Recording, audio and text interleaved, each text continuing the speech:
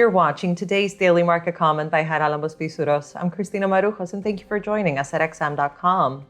The Japanese yen is in the spotlight today, which came under strong selling interest after the Bank of Japan stuck to its ultra-loose monetary policy, disappointing expectations that it could further tweak its yield curve control policy. Although the bank will still have to strongly defend its band in coming weeks, speculation of imminent tightening may have cooled, especially with no new economic forecast at the March meeting. However, that doesn't mean the yen is headed for a trend reversal. With data later this week expected to show that underlying inflation continues to accelerate in Japan, investors are likely to maintain the view that the Bank of Japan is starting its own tightening crusade at a time when the Fed is headed for the exit. They may have just decided to push their expectations to the April meeting after Kuroda steps down. Later today, the spotlight is likely to turn to the U.S. retail sales and PPI data for the month of December.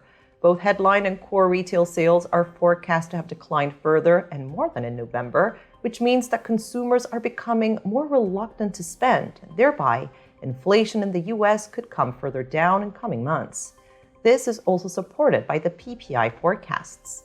Another soft retail sales data set could also add to concerns about the performance of the U.S. economy and further solidify investors' opinion that the effect of the prior interest rate hikes may not be fully reflected in the economic data yet, and that consequently interest rates may need to be cut at some point later this year.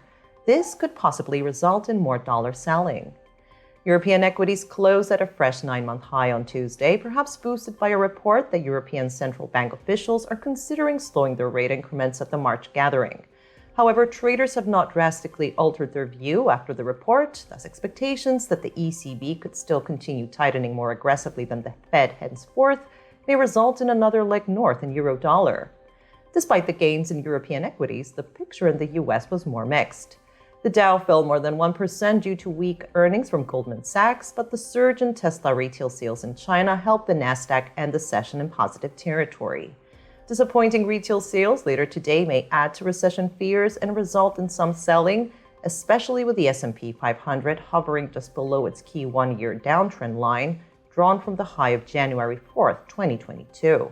This was a Daily Market Comment. Thank you for watching at xm.com.